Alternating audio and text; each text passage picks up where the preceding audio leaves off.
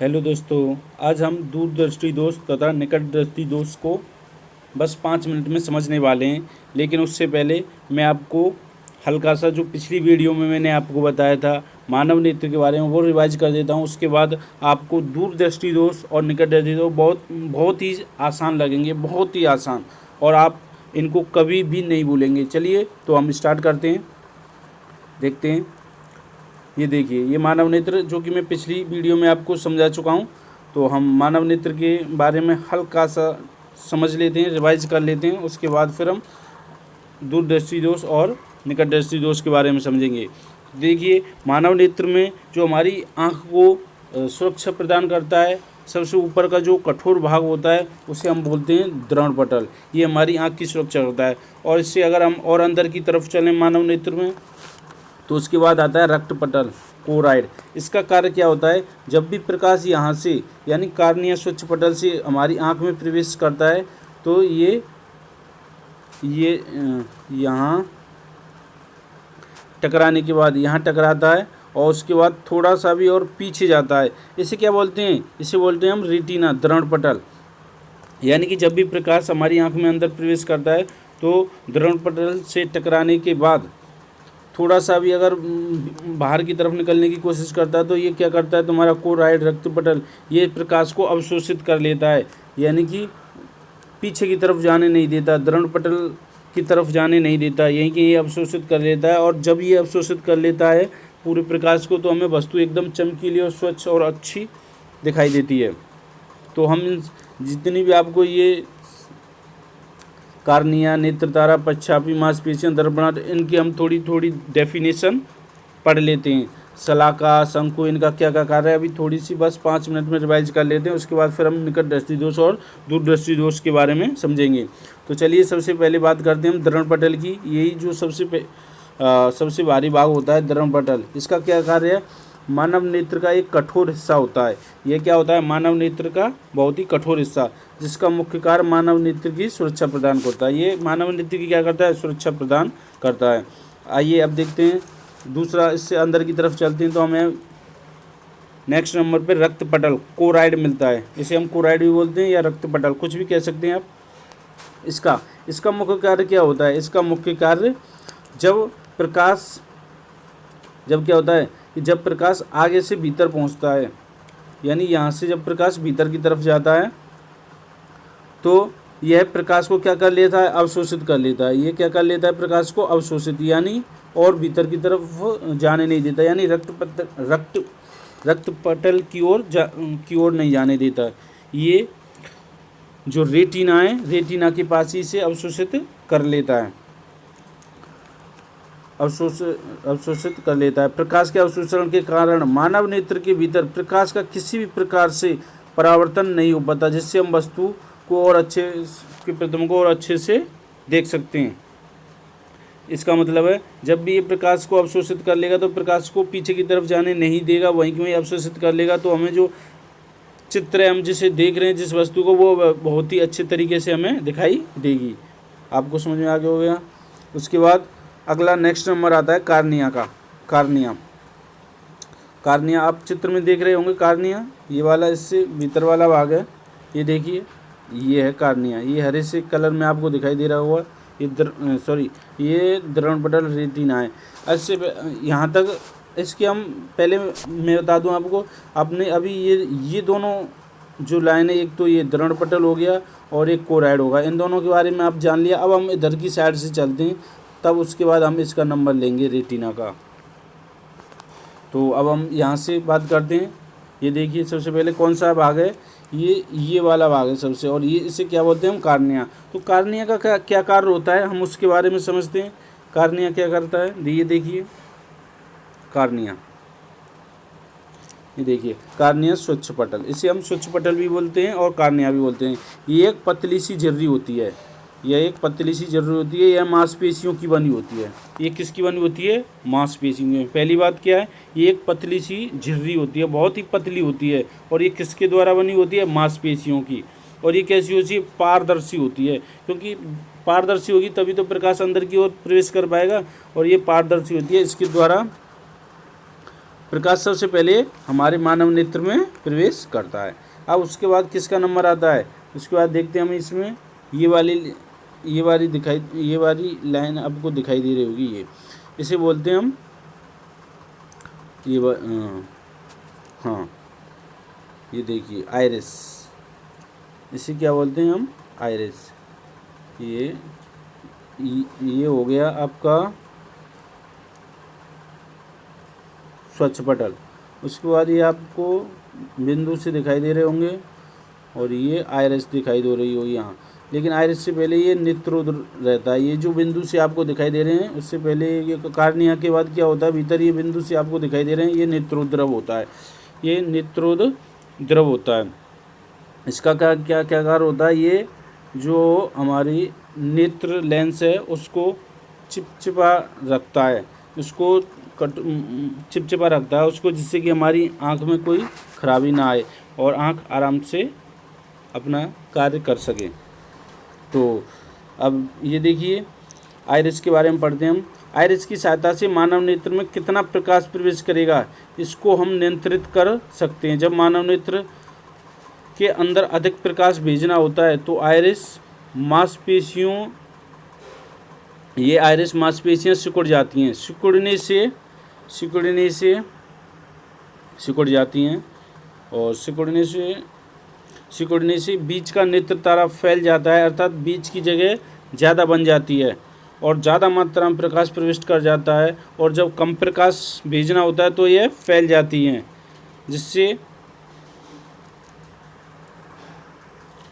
अब आपको समझ में आ गया होगा आइरिस के बारे में। मैं और चित्र में आपको बता देता हूँ। ये जो आइरिस है ये वाली, ये क्या करता है, इनका कार्य क्या है, यहाँ एक मानव नेत्र लगा हुआ है, यहाँ पर ये जो आपको खाली जगह दिखाई दे रही है ये मानव नेत्र है। यहाँ अगर जब भी प्रकाश अगर हमें ज़्यादा भेजना होता है, हम जैसे कम प्रकाश वाली जगह पे चले जाएं और हमें ज़्यादा प्रकाश भेजना होता है वस्तु को देखने के लिए, तो यह क्या हो जाती है, सिकुड़ जाती हैं। ये जो आइरिस है ये क्या हो जाती हैं, सिकुड़ जाती हैं। जब ये सिकुड़ जाएंगी तो ये जो मानव नेत्र है ये थोड़ा बड़ा हो जाएगा और प्रकाश ज़्यादा अंदर प्रवेश करेगा। और जैसे कि मान लीजिए हम अधिक प्रकाश वाली जगह पे पहुंच जाएं तो वहाँ क्या होगा, ये फैल जाएंगी तो ये जो मानव नेत्र है छोटा हो जाएगा और कम प्रकाश प्रवेश करेगा। आप समझ गए होंगे। सबसे पहले हमने कार्निया स्वच्छ पटल की बात की थी, इसका क्या कार्य होता है, इससे प्रकाश अंदर की ओर प्रवेश करता है और ये कैसा होता है, पारदर्शी होता है। और उसके बाद ये आप देख रहे हैं नेत्रोद का क्या कार्य है, ये इसको एकदम लचीला बना के रखता है। और उसके बाद ये आती हैं तुम्हारी आइरिस के बारे में मैंने अभी बताया, ये सिकुड़ती और फैलती हैं। ये जो मानव नेत्र है यहाँ ये जो खाली सी दिखाई दे रही है इसको बड़ा छोटा करती हैं कि कितना प्रकाश अंदर हमें भेजना है और कितना नहीं भेजना है, ज़्यादा या कम, ये इस बात को डिपेंड करता है आइरिस। और उसके बाद ये इसका नंबर आता है, ये जो लेंस है ये कौन सा है, ये उत्तल लेंस है। ये कौन सा लेंस है, उत्तल लेंस। तो आप ये ध्यान रखिए, अगर आपसे कोई पूछे कि मानव नेत्र में कौन सा लेंस लगा देता है तो आप बताएंगे उत्तल लेंस होता है मानव नेत्र में। और उसके बाद पुतली नेत्र तारा जो मैंने अभी बताया था ये वाला, इसके बारे में ये जो मैंने बताया था मानव नेत्र, ये यहाँ जो पुतली, इसके बारे में बात करते हैं। ये देखिए यहाँ बात कर लेते हैं जलीय तरफ, पुतली नेत्र तारा। इसका कार्य क्षेत्र से अर्थात वस्तु से जो प्रकाश आ रहा है उसे मानव नेत्र के अंदर भेजना होता है। यानी इसका क्या कार्य होता है कि कितना ये जो प्रकाश आता है उसे अंदर की तरफ भेजता है। और आइरिस क्या करता है, आइरिस से ये मतलब बंधा हुआ है ऐसे कह सकते हैं या अटैच होता है। तो आइरिस सिकुड़ते हैं तो ये क्या हो जाता है, आइरिस सिकुड़ेंगे तो ये छोटा हो जाएगा और आइरिस सिकुड़ेंगे तो ये बड़ा हो जाएगा और आइरिस फैलेंगे तो ये छोटा हो जाएगा। तो आइरिस द्वारा ये तय किया जाता है कि कितना प्रकाश हमें ज़्यादा प्रकाश भेजना है या कम प्रकाश भेजना है। और पुतली नेत्र तारा का क्या कर रहा है, जो प्रकाश को ये अंदर की तरफ भेजता है। उसके बाद हम बात करते हैं उत्तल लेंस की। उत्तल लेंस आता है इसमें, ये आप देख रहे होंगे चित्र में उत्तल लेंस, ये देखिए ये रहा उत्तल लेंस। इसके बारे में बात करते हैं, इसका क्या कार्य होता है। यह नेत्र लेंस पारदर्शी होता है। ये कैसा होता है, ये पारदर्शी। ये नेत्र लेंस पारदर्शी होता है। यह मानव की मांसपेशियों से मिलकर बना होता है। ये जो मानव की मांसपेशियां हैं उससे मिलकर बना होता है। ये पारदर्शी होता है और ये अगल बगल पच्छावी मांसपेशियों से जुड़ा होता है। पच्छावी मांसपेशियों से ये बंधा हुआ होता है दोनों साइडों में। इन पच्छावी मांसपेशियों का कार्य आवश्यकता के अनुसार इस लेंस के आकार को कम अथवा ज़्यादा करना होता है। ये लेंस के आकार को कम अथवा ज़्यादा कर देते हैं। ये जो लेंस है दूर की वस्तु अच्छी तरह से देखता है और तुरंत ही पास की वस्तु भी एकदम साफ देखता है। मतलब नेत्र लेंस की ये समंजन क्षमता है जो अपनी फोकस दूरी को बदल लेता है, हर वस्तु के प्रतिबिंब रेटिना पर बनाता है। इसका मतलब ये है जैसे कि हम 1 सेकंड में ही दूर की वस्तु को देख लेते हैं और 1 सेकंड में ही पास की वस्तु पर नज़र डालते हैं तो वह भी हमें साफ दिखाई देती है और दूर की वस्तु भी साफ दिखाई देती है। तो ये उत्तल लेंस का कमाल है, बहुत ही जल्दी ये दूर की वस्तुओं को भी देख लेता है और पास के। इसी जो दूर की वस्तुओं को और पास की वस्तुओं को आसानी से एडजस्ट कर लेता है ये फोकस दूरी को। इसे ही हम फोकस दूरी को एडजस्ट करने की क्षमता को ही हम ससंजन क्षमता कहते हैं। 1 नंबर में क्वेश्चन आ सकता है ससंजन क्षमता किसे कहते हैं, तो आप लिख देंगे कि उत्तल लेंस द्वारा अपनी फोकस दूरी को बहुत ही जल्द एडजस्ट कर लेने की क्षमता को ही हम क्या कहते हैं, ससंजन क्षमता कहते हैं। तो देखते हैं उसके बाद ये उत्तल लेंस आपकी समझ में आ गया होगा। उसके बाद हम बात करते हैं जलीय द्रव की। ये जो मैंने अभी बताया था ये नेत्रोद, उसे नेत्रोद भी बोलते हैं और जलीय द्रव भी बोलते हैं। इसका जो अपवर्तनांक होता है 1.336 होता है, 1.336 होता है इसका जो अपवर्तनांक होता है ये वाला। और यह आइरिस के घर्षण को कम करने के काम आता है। ये आपको दिखाई दे रहे होंगे, मैंने जो अभी बताया था ये जो नेत्रोद होता है ये क्या करता है, ये जो आइरिस के घर्षण है ये सिकुड़ते हैं फैलते हैं, इनको क्या करता है, कम करता है। ये चिपचिपा रखता है इसको, जैसे कि आपने ग्रीस देखा होगा उनमें वो उसके घर्षण को कम रखता है। ऐसे यहाँ पर ये जो नेत्रोद है ये क्या करता है, इसको कम रखता है। और इसका ये जो मान होता है 1.336 होता है। अब आपको यहाँ तक समझ में आ गया होगा अच्छी तरह से। चलिए अब हम आगे बात करते हैं।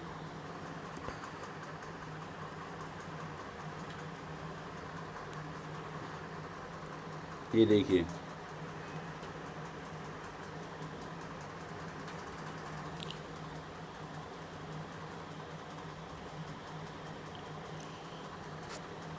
अर्थात इसको जो समंजित करता है हम कह सकते हैं जो मोटा अथवा पतला करता है, इसकी फोकस दूरी कैसे परिवर्तित होगी।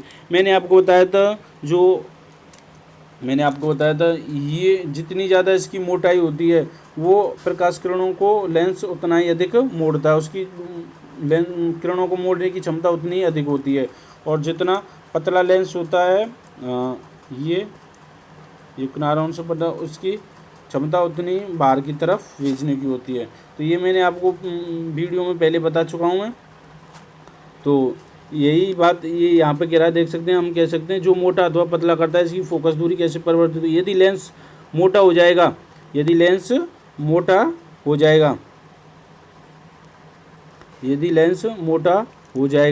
तो हम जानते हैं कि इसकी फोकस दूरी क्या हो जाएगी, कम हो जाएगी। यह वस्तुओं को जल्दी फोकस करने लग जाएगा। यदि ये पतला हो जाएगा तो इसकी फोकस दूरी बढ़ जाएगी। तो आवश्यकता के अनुसार ये पच्छावी जो मांसपेशियां हैं लेंस की मोटाई व पतलेपन को नियंत्रित करती है। यह मानव लेंस की छोटी छोटी परतों से मिलकर बन होता है। बाहरी वाली परत का अपवर्तनांक अंदर वाली परत से कम होता है। अर्थात हम जब जैसे जैसे अंदर की ओर जाते हैं वैसे वैसे इसका अपवर्तनांक बढ़ता चला जाता है। लेंस को बाहर वाली परत की वक्रता त्रिज्या ज़्यादा होती है और अंदर वाली की त्रिज्या सबसे कम होती है। मैं आपको बता दूं ये जो लेंस होता है ये जो पच्छावी मांसपेशियाँ क्या होती हैं, इसे अंदर की तरफ अगर ये सिकुड़ती हैं तो ये लेंस पतला हो जाता है और जैसे ये फैलती हैं तो ये क्या हो जाता है, मोटा हो जाता है। और जितना ये मोटा होगा उतना ही इधर किसकी ये जो प्रकाश किरणें इससे पहले मैं वीडियो में बता चुका हूँ, ये जो प्रकाश किरणें उतनी अधिक एक दूसरे पे ये क्या हो जाएंगी। जैसे ये मोटा है तो बहुत जल्दी ये प्रकाश किरणें आ रही तो एक दूसरे से ये बहुत जल्दी इनकी जो फोकस दूरी हम कह सकते हैं, फोकस दूरी क्या हो जाएगी, इनकी दूरी घट जाएगी। और जैसे ये पतला हो जाएगा तो इसके मोड़ने की क्षमता कम हो जाएगी, तो इनकी जो फोकस दूरी है वो क्या हो जाएगी, इसकी फोकस दूरी बढ़ जाएगी।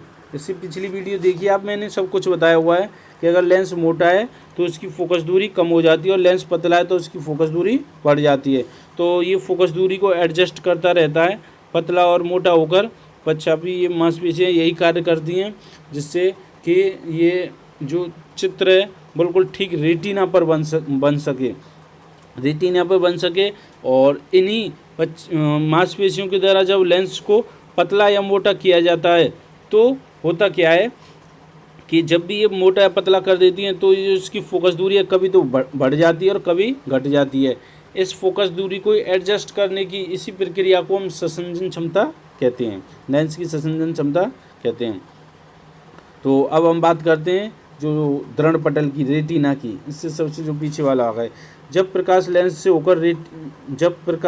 से होकर रेटिना पर पड़ता है तो हमें वस्तु एकदम क्लियर और स्पष्ट दिखाई देती है, परंतु यदि आगे या पहले ही फोकस हो जाए तो हमें वस्तु धुंधली दिखाई देती है।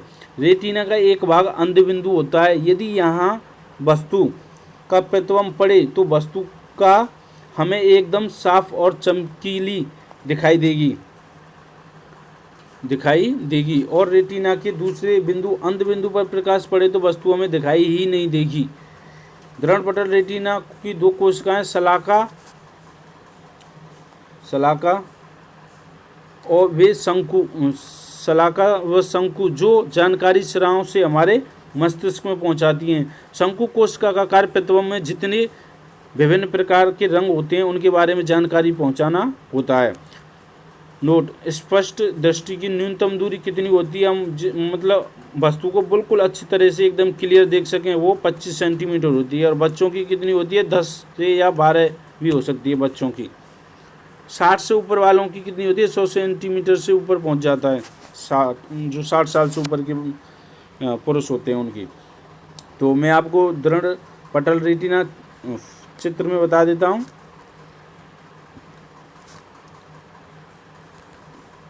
ये देखिए, यहाँ देखिए, ये देखिए, ये आपको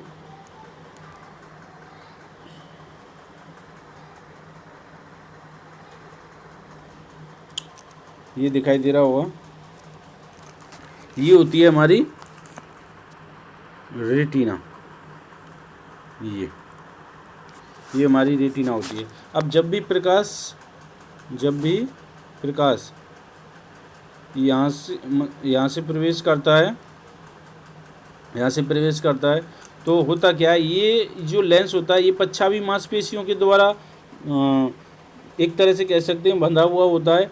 तो ये जो उत्तल लेंस होता है ये क्या करता है, ये बड़ा या मोटा हो जाता है। तो कभी कभी तो अगर मान लीजिए यहाँ जैसे ये मोटा हुआ तो इसकी जो कह सकते हैं आप फोकस दूरी है बहुत जल्दी किसी वस्तु पर यहाँ एक दूसरे हो जाएगी, फोकस दूरी क्या हो जाएगी, घट जाएगी। और जैसे ये पतला होगा, दूर की वस्तु देखनी है तो इसकी फोकस दूरी बढ़ जाएगी। अगर यहाँ बन रहा होगा, मान लीजिए यहाँ पहुँची है फोकस दूरी, तो ये तुरंत छोटा हो जाएगा। और वस्तु का जब भी कोई भी प्रतिबिंब यहाँ से जैसे ये किरणें जाती हैं तो इस पर यहाँ पड़ती हैं, ये रेटिना है, ये क्या है, रेटिना। अगर इस पर किरणें पड़ रही हैं अगर इस पर किरणें पड़ रही हैं तो ये क्या होगा, हमें वस्तु कैसी दिखाई देगी, एकदम साफ दिखाई देगी। मान लीजिए किरणें यहाँ पड़ रही हैं या यहाँ बीच में ही रह गई हैं तो हमें वस्तु स्पष्ट दिखाई नहीं देगी, धुंधली दिखाई देगी। मान लीजिए यहीं तक रह गई किरणें, यहाँ तक रेटिना तक नहीं पहुँच पाई तो हमें वस्तु कैसी दिखाई देगी, धुंधली।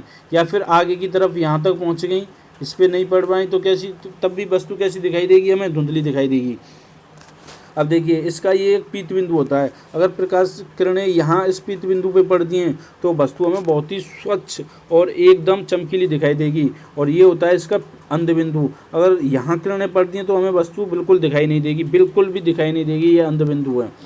अब इससे यहाँ ये सिराएँ निकलती हैं, ये क्या करती हैं, ये मांसपेशियों की बनी होती हैं, इनमें एक शलाका एक शंकु होती है। इसका क्या कार्य होता है, ये वर्णों के बारे में बताती है, ये क्या चीज़ है और ये प्रकाश के रंगों की, शलाका क्या होती है प्रकाश के रंगों के बारे में बताती है, और शंकु का क्या होता है उसके बारे में बताती है। ये कौन सी वस्तु है उसकी वस्तु के बारे में बताती है, हमें जानकारी देती है। वर्ण ऋतु संवेदनशीलता के बारे में बताती है, हम जान पाते हैं कि ये वस्तु क्या है, और ये उसके रंग के बारे में बताती है, जो शलाका होती है सिराएँ के अंदर जो मांसपेशियाँ। अब आप अच्छी तरह से समझ गए होंगे। अब बात करते हैं हम दूरदृष्टि दोष और निकट दृष्टि दोष के बारे में। तो चलिए देखते हैं दूरदृष्टि दोष और निकट दृष्टि दोष। ये देखिए, ये जो मैंने अभी आपको चित्र, सबसे पहले बात करते हैं हम दूरदृष्टि दोष की, दूरदृष्टि दोष की बात करते हैं। तो ये मैंने अभी आपको चित्र बताया था, उसका ये भाग है। ये देखिए, ये उसका रेटिना बना लिया है हमने। तो यहाँ से ये कोई मानव नेत्र, कह सकते हैं लेंस है, ये मानव लेंस है। यहाँ से कोई प्रकाश का हमारी आँख में प्रवेश करती है। अब ये देखिए, ये मोटा उत्तल लेंस है। ये क्या है? उत्तल लेंस।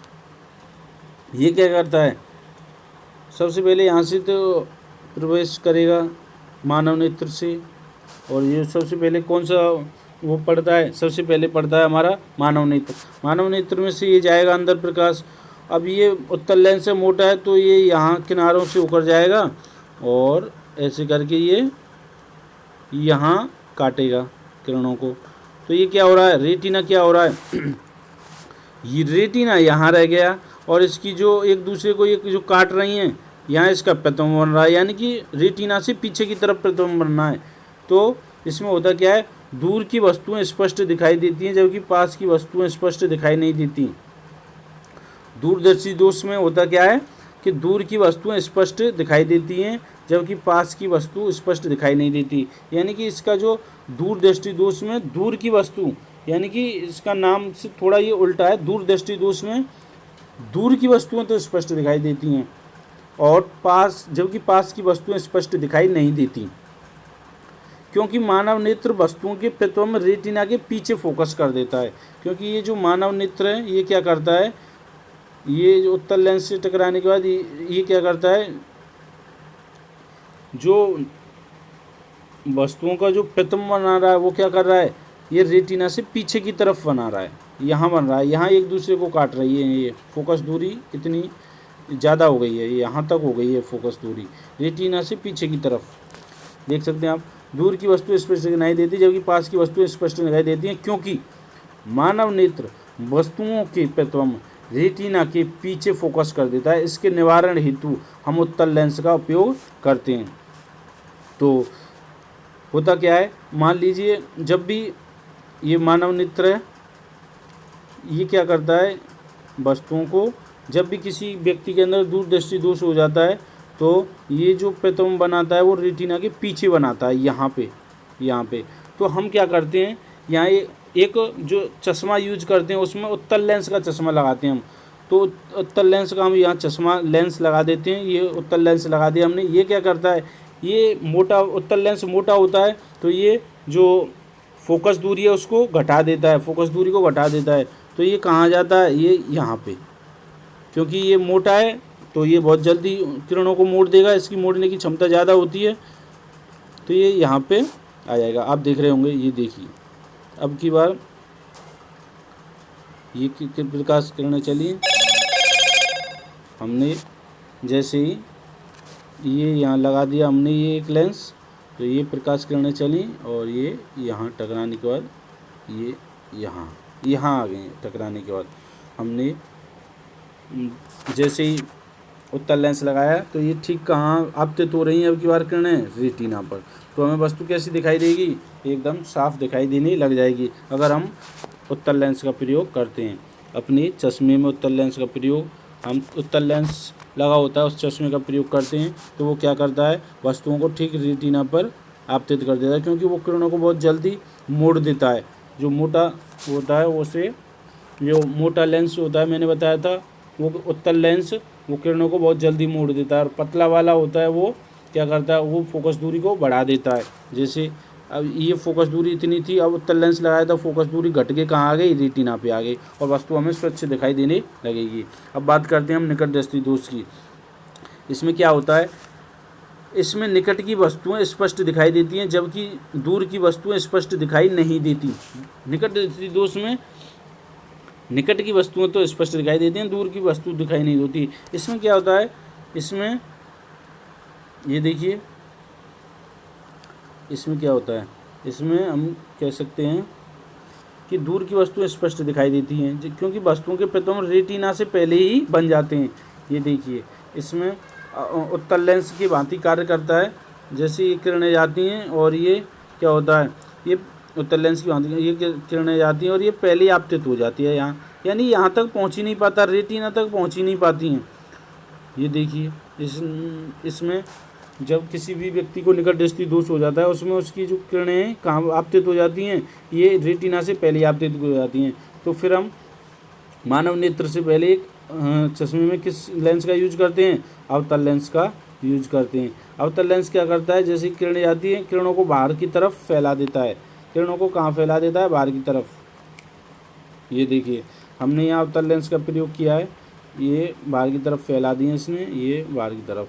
अब इसकी क्या हो गई, फोकस दूरी बढ़ गई इसकी फोकस, क्योंकि अवतल लेंस क्या करता है, फोकस दूरी को बढ़ा देता है, और बढ़ गई तो ये सीधा कहाँ प्रतीत हो रही है, रेटिना पे आ रही है। अब हमें वस्तु कैसी दिखाई देगी, एकदम स्वच्छ एवं साफ चमकीली दिखाई देगी। तो यही सारी चीज़ मैंने यहाँ लिखी है। इसमें निकट की वस्तुएं स्पष्ट दिखाई देती हैं, जबकि दूर की वस्तुएं स्पष्ट दिखाई नहीं देती, क्योंकि वस्तुओं के प्रतिबिंब रेटिना से पहले ही बन जाते हैं, क्योंकि ये नेत्र लेंस के निकट बनते हैं, इसलिए इस दोष को निकट दृष्टि दोष कहते हैं। इसका निवारण नेत्र लेंस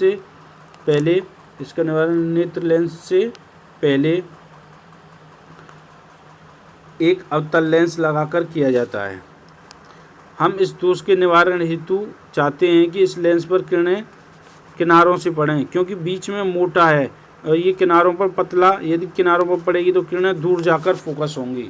ये आप देख सकते हैं, किनारों से ये कहाँ पर होंगी। जैसे मान लीजिए आँख में क्या होता है हमारा, उत्तल लेंस। जब ये किनारों पे हम आगे क्या लगा देते हैं, अवतल लेंस। जब अवतल लेंस क्या करता है, बाहर की तरफ पहुंचाता है किरणों को, तो ये आँख किनारों पे पड़ रही हैं, और जब किनारों पे पड़ेंगी तो इसकी जो फोकस दूरी है वो क्या हो जाएगी, बढ़ जाएगी। ये देखिए, और ये सीधी कहाँ पर रहेगी, रेटिना पर। और जहाँ से ये मोटाई वाले भाग से जाता है, उससे पहले हम क्या करते हैं, ये देखिए, इसमें दूरदृष्टि दोष में क्या किया था हमने, उत्तल लेंस लगा दिया था हमने आगे। तो उत्तल लेंस क्या करता है, बहुत जल्दी किरणों को मोड़ देता है, तो ये मोटे वाले भाग से होकर जाएंगी, और मोटे वाले भाग से होकर जाएंगी तो ये क्या होगा, उत्तल लेंस के मोटे वाले भाग से ये मोटाई क्या करती है, किरणों को बहुत जल्दी मोड़ देती है, तो ये यहाँ मोड़ देगी। तो इसकी जो फोकस दूरी थी ये वाली क्या हो जाएगी, घट जाएगी, उतनी रह जाएगी, और ये सीधी कहाँ पड़ेगी, रेटिना पर पड़ेगी। अब आपको आई होप अच्छे से समझ में आया होगा निकट दृष्टि तथा दूरदृष्टि दोष के बारे में। और एक दोष और होता है जिसे हम बोलते हैं जरा दृष्टि दोष, उसे भी समझ लेते हैं। ये देखिए, इसमें क्या होता है जरा दृष्टि दोष के बारे में। ये देखिए, आप देख सकते हैं, ये देखिए जरा दृष्टि दोष। इसमें ना तो निकट की वस्तुओं ना ही दूर की वस्तुएं स्पष्ट दिखाई देती हैं, अर्थात वस्तुएं कैसी दिखाई देती हैं, धुंधली। इसके निवारण के लिए ऐसे चश्मे का उपयोग किया जाता है जिसमें उत्तल तथा अवतल लेंस दोनों लगे हों। यानी इसमें हम क्या करते हैं, दोनों ही लेंसों को लगा लेते हैं एक चश्मे में। उसके बाद बात करते हैं अबिंदुकता। इसका निवारण बेलनाकार लेंस का उपयोग कर सकते हैं इसके लिए। तो आई होप आप यहाँ तक आपको अच्छे से समझ में आया होगा। ये देखिए, इसमें अबिंदुकता में क्या होता है, ये आप चित्र देख रहे होंगे। ये जो पहला चित्र आपको दिखाई दे रहा है, नेत्र का वह है दोष जिसके कारण नेत्र कुछ दूरी पर स्थित क्षैतिज एवं ऊर्ध्वाधर रेखाओं को साफ नहीं देख सकता, अबिंदुकता कहलाता है। आप देख रहे होंगे, इसकी परिभाषा मैंने यहाँ लिखी हुई है। यानी नेत्र का वह दोष जिसके कारण नेत्र कुछ दूरी पर स्थित क्षैतिज एवं ऊर्ध्वाधर रेखाओं को साफ नहीं देख सकता, वह अबिंदुकता कहलाता है। इसका कारण कार्निया का पूर्णतः गोल नहीं होना है, यानी पूर्णतः गोल नहीं होता। तो जब दोष हो जाता है तो वस्तु हमें ऐसी दिखाई देती हैं। यानी ये जो क्षैतिज रेखाएं हैं ये हमें ऐसी दिखाई देती हैं। ये जो पूर्णतः गोल नहीं होता है तो हमें वस्तुएं ये ऐसी धुंधली दिखाई देती हैं, ये वाली आप देख रहे होंगे। इस दोष में जो हमारी नेत्र लेंस होती है, जिसका आगे का हिस्सा होता है, जैसे कार्निया हो गया, उसके पीछे का जो पूरा पूरा हिस्सा होता है लेंस का, वह गोल नहीं रह पाता है बल्कि थोड़ा सा बेलनाकार हो जाता है। चित्र 1 की तरह इस दोष में अगर हम चित्र 2 की तरह किसी प्रतिमा को देखें तो चित्र की 4 की तरह दिखाई होगी। मतलब खड़ी रेखाएं तो स्पष्ट दिखाई देंगी, किंतु क्षैतिज बीच से थोड़ी बकरी हो जाएंगी। कुछ व्यक्तियों में चित्र 5 की तरह दिखाई देता है, जैसे कि आप चित्र 5 में देख सकते हैं। आई होप आपको वीडियो अच्छी लगी होगी और आप अच्छे से समझ में आया होगा। 10th क्लास के बच्चों के लिए ये अबिंदुकता और जरा दृष्टि दोष की कोई आवश्यकता नहीं है, ये आपके कोर्स में नहीं है। आप केवल दूरदृष्टि दोष और निकट दृष्टि दोष के बारे में समझ सकते हैं। तो फिर मिलेंगे हम अगली वीडियो में, तब तक के लिए